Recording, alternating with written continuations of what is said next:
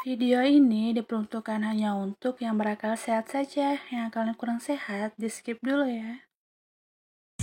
Ya makanya yang ada mahanya ini itu sebetulnya menyatu di dalam hidup. Moho ini. Iya, kalau orang Jawa bilang moho itu menunggal hidup. Jadi menyatu di dalam hidup. Nah, jadi duduknya di mana istilahnya begitu. Makanya duduknya di mana ini sudah menjelaskan as. Asnya Al-Basir ada di mata. Asnya As-Sami ada di telinga. Ini sekalian, meskipun sedikit yang saya contohkan, tapi untuk rujukan biar bisa paham.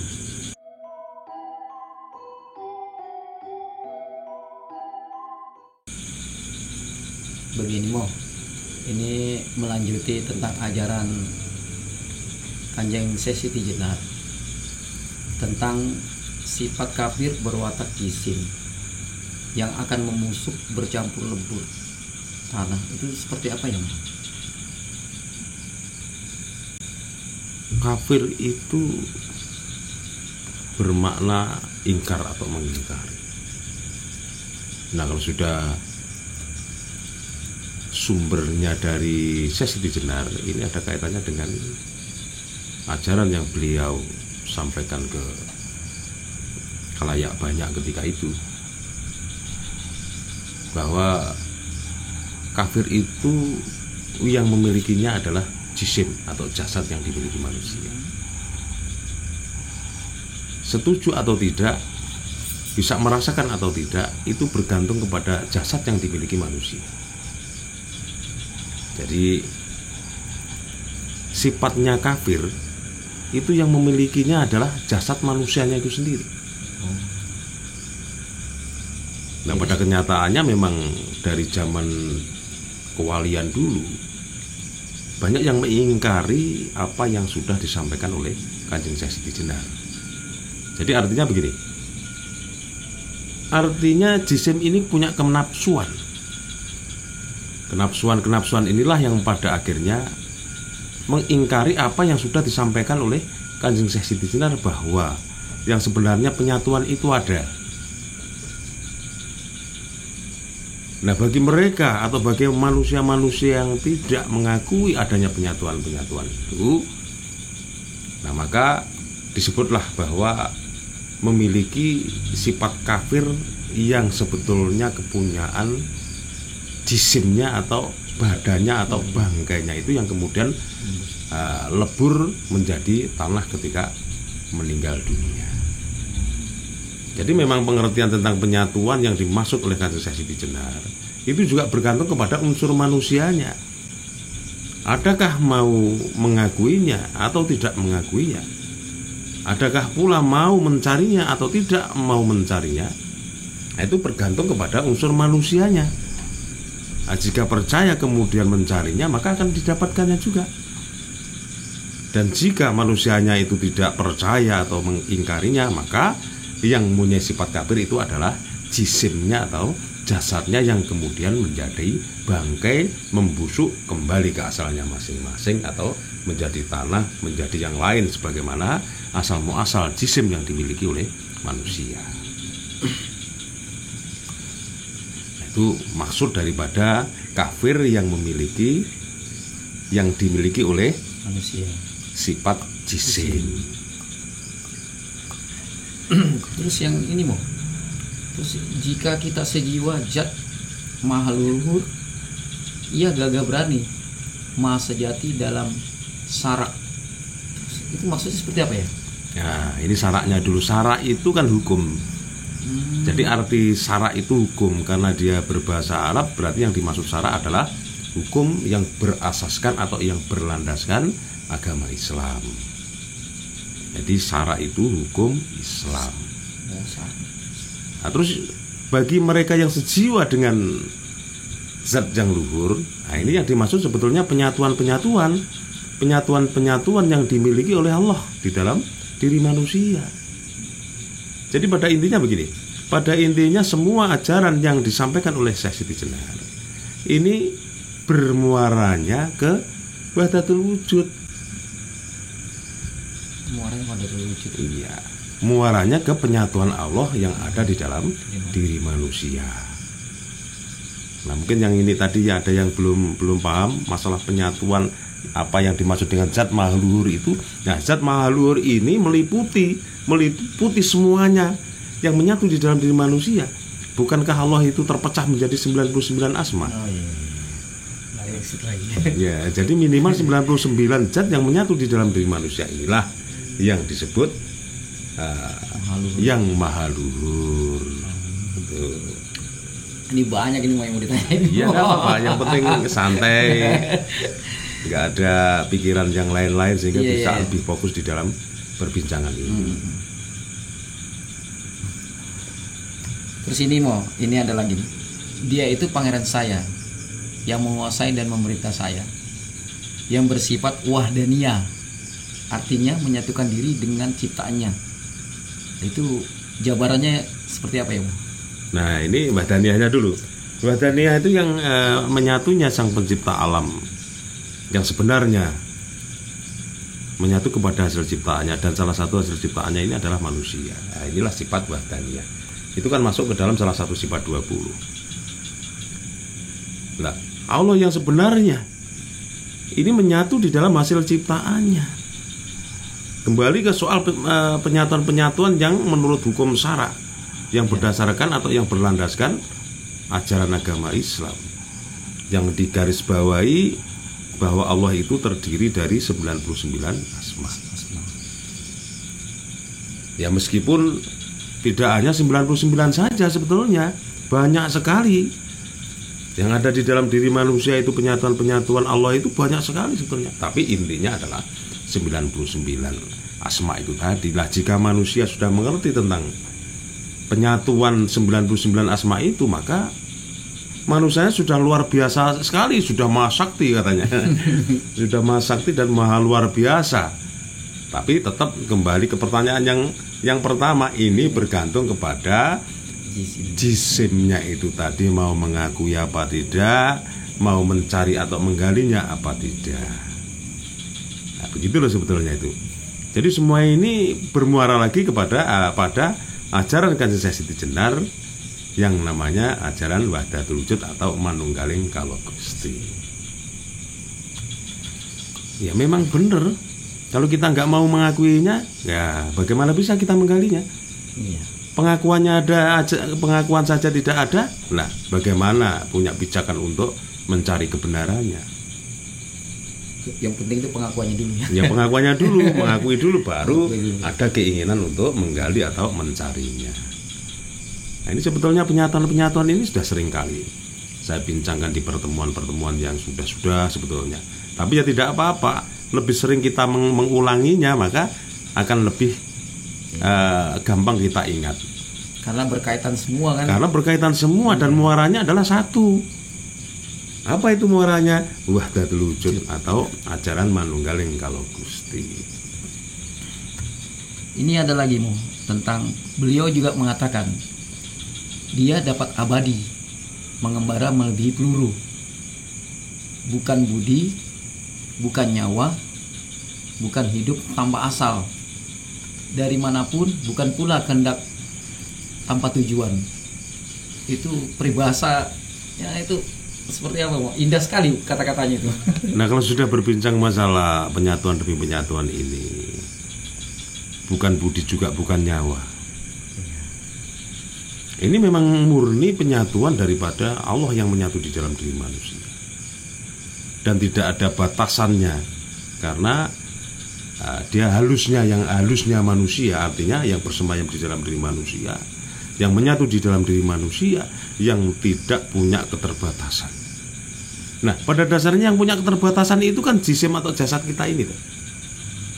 Yang punya keterbatasan, kalau sudah kita berbincang masalah pergaiban, apalagi yang ada urusannya dengan zat yang menyatu di dalam diri manusia, maka sudah tidak ada batasan. Maka ada istilah kan, alam tanpa batas itu yang memiliki adalah yang menyatu di dalam diri manusia. Ya, inti daripada 99 itu tadi loh. Bila mana salah satu mengembara, salah satu keluar dari dalam diri manusia, maka sudah tidak ada yang bisa membatasi. Lah kalau jasadnya ini terlalu banyak belenggu-belenggu duniawinya. Iya. Mau nyatanya kalau mau berjalan jauh aja, kalau nggak pakai kendaraan misalkan, ya nggak nyampe. Beda dengan penyatuan Allah yang ada di dalam diri manusia. Nah itu bebas kemana pergi. Kalaupun pergi, nah yang sampean bilang tadi, bukan kok perginya tidak ada kehendak atau tidak ada tujuan, pasti ada tujuannya. Dan sebetulnya pergi dan kemana pergi, semua atas kehendak.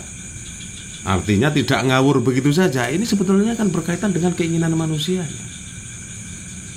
Nah, misalkan manusianya ingin mewujudkan sesuatu, ya katakanlah di dalam bahasa syariat, manusianya ingin mewujudkan keinginannya yang berupa doa misalkan.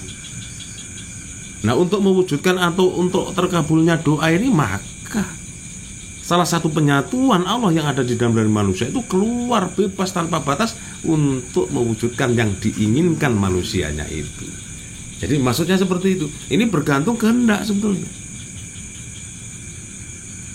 Jadi setiap kali keluar, katakanlah begitu ya, setiap kali melanglang buana, nah ini pasti ada tujuan yang ingin diwujudkannya.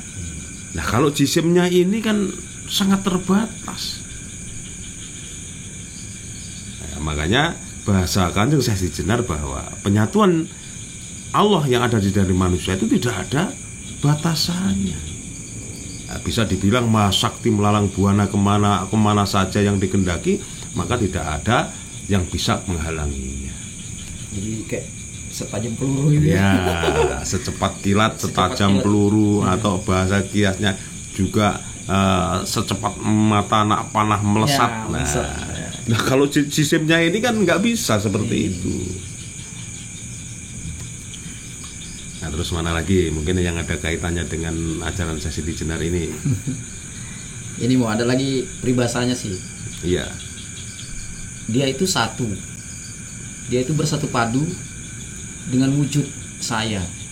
Tidak susah payah, kodrat dan kehendaknya. Tiada kenal rintangan, sehingga pikiran keras dari keinginan luluh tiada berdaya.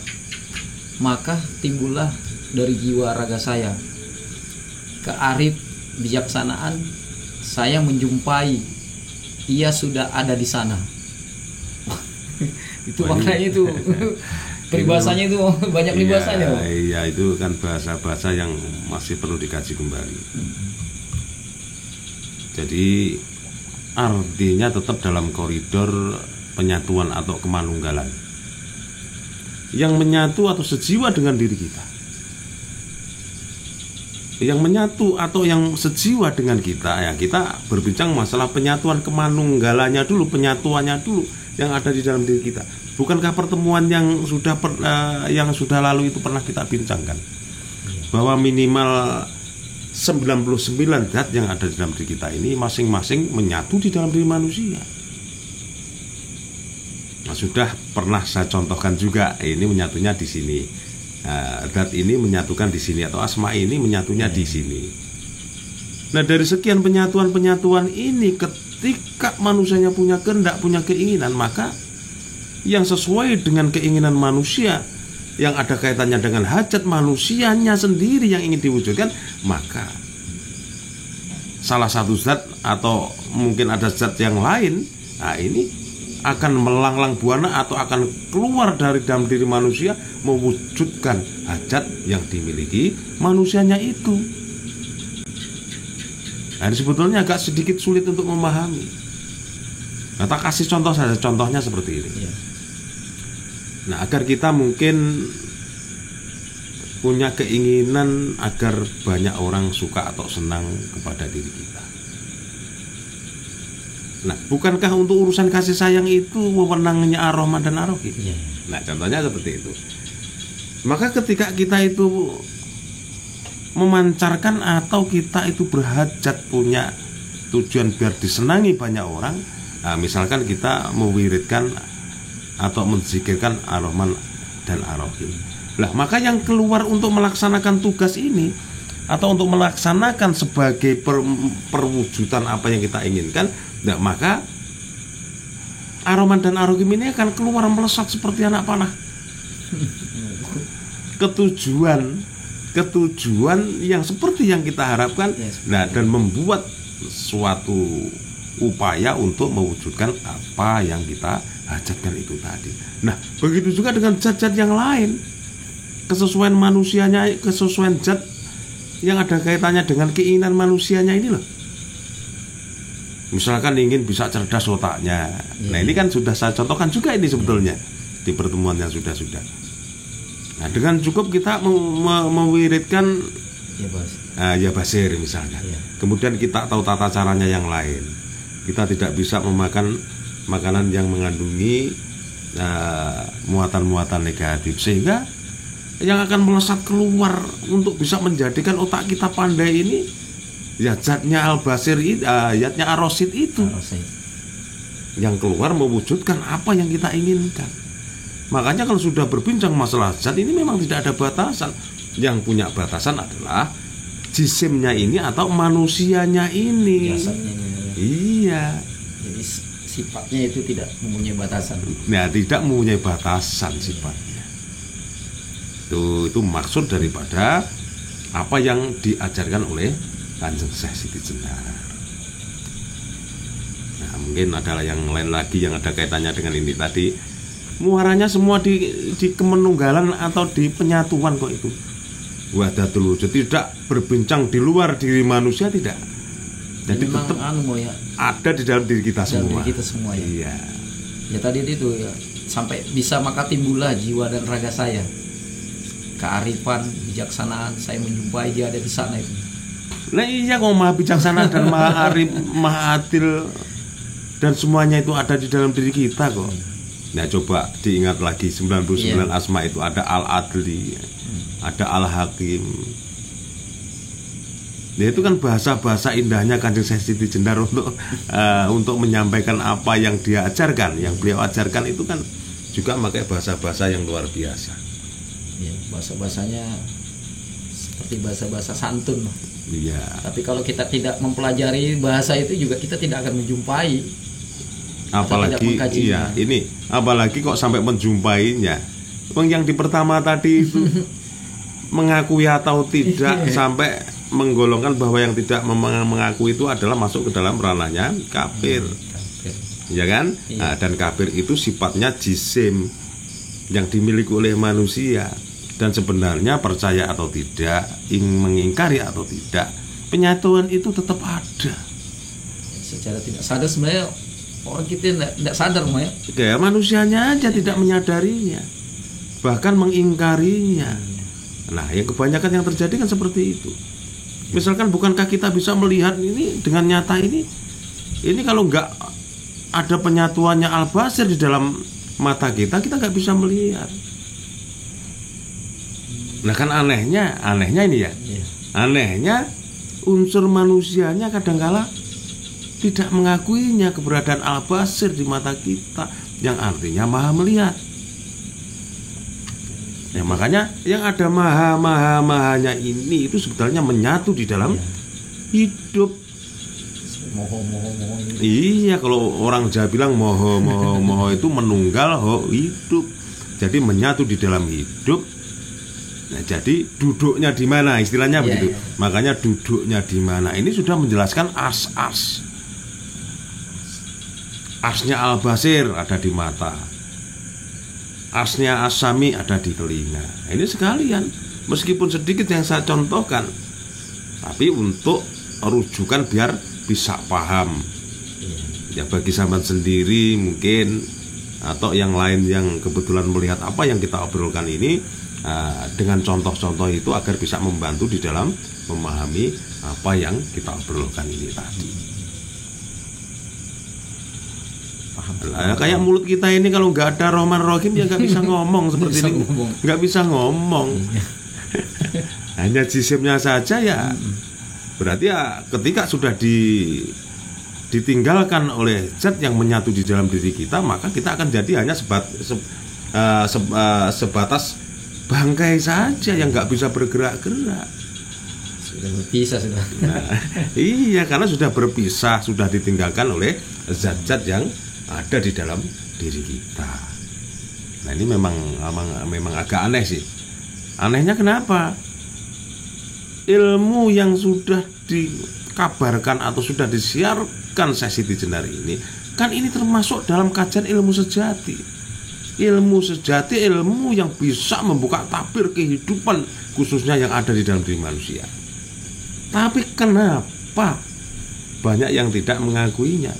Dan kenapa pula banyak yang mengingkarinya? Nah, ini kan aneh sebetulnya, aneh.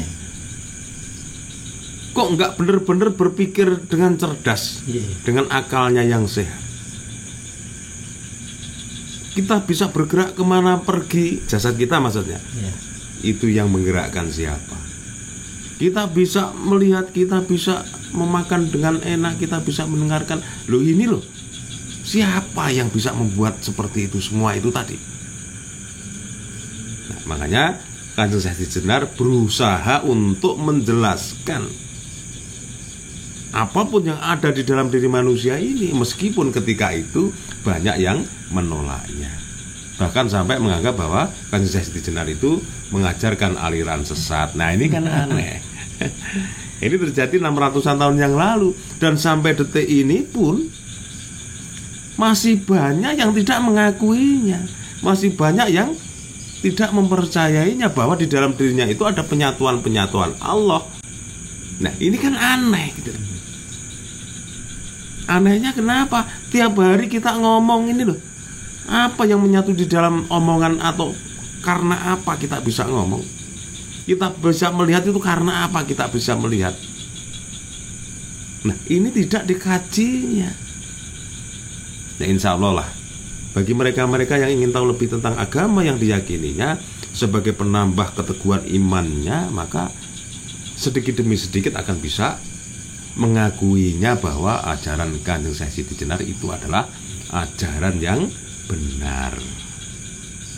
Karena mungkin masih ada yang ditanyakan lagi yang ada kaitannya dengan salah satu ajaran Syekh Siti Jenar ini tadi. Udah cukup Om. Ya memang nggak bisa langsung terlalu banyak lah untuk memahami ajaran Syekh Siti Jenar. Akan lebih baik satu demi satu paham kemudian dilaksanakan. Nah, jadi dibuktikan gitu. Iya, maksudnya itu baca sifat 99 itu kan. Iya. Baru di artinya duduknya di sini. Iya, sebaik-baik ilmu pengetahuan itu tidak hanya untuk diketahui saja. Jadi artinya harus ditingkatkan pengetahuan kita itu biar menjadi ilmu. Ya kalau tahu saja tanpa ada atau tanpa kita berupaya untuk meraih ilmunya, ya sama juga bohong. Nah, ya kayak primbon pada akhirnya. Primbon itu hanya semacam tulisan-tulisan, tapi nggak ada tata cara bagaimana kita bisa memiliki ilmu yang tertuang di dalam primbon. Seperti juga di kitab-kitab suci, masih sebatas bacaan yang harus kita mengerti. Kalau kita sudah membaca kemudian mengerti, ya diimplementasikan di dalam eksan kita agar mendapatkan ilmunya. Nah, ini loh yang paling penting. Jadi jangan sampai kita itu termasuk orang-orang yang gampang percaya dengan katanya lah. Iya, katanya. Iya, katanya ini, katanya itu. Tidak ada pembuktian. Nah, tapi nggak ada pembuktian apa-apa, ya selamanya akan menjadi katanya itu tadi. Nah, meskipun yang tertuang di dalam kitab suci atau apapun, ketika kita masih hanya membaca kemudian hanya memikirkan saja, atau bahkan hanya menghafalkan saja tanpa terjun langsung untuk membuktikannya, maka itu masih dalam kategori katanya atau masih dalam kategori konon kabarnya. Nah, ini sebetulnya yang mau saya sampaikan. Alangkah baiknya ketika kita meyakini atau memahami sesuatu, ayolah dengan akal sehat kita, ayolah dengan raga yang sehat kita ini juga, dan ayolah dengan hati yang bersih kita membuktikan apa yang kita yakini selama ini, biar kita ini tidak tergolong termasuk ke dalam golongannya kaum konon itu tadi. Nah, meskipun apapun yang namanya baru membaca, mengerti, dan baru menghafalkannya, ketika belum menjadi terapan hidup kita ini, maka semuanya masih konon kabarnya. Nah, dan mudah-mudahan ya khususnya kita berdua inilah jangan termasuk dalam golongan kaum konon itu tadi. Jadi sedikit demi sedikit perlu pembuktian. Agar apa? Agar apa yang kita yakini menjadi keyakinan yang cukup syarat rukunnya, sehingga keyakinan dan keimanan kita ini keimanan dan keyakinan yang berkualitas. Nah, ini mudah-mudahan apa yang kita bincangkan ini bisa berguna bagi kita berdua yang ada di sini, dan mudah-mudahan juga berguna bagi siapapun yang kebetulan melihat obrolan kita ini. Tidak ada niat yang tidak baik, ya mudah-mudahan bermanfaat bagi kita berdua yang hadir di sini dan bagi siapapun yang melihat serta mendengar obrolan kita ini. Amin.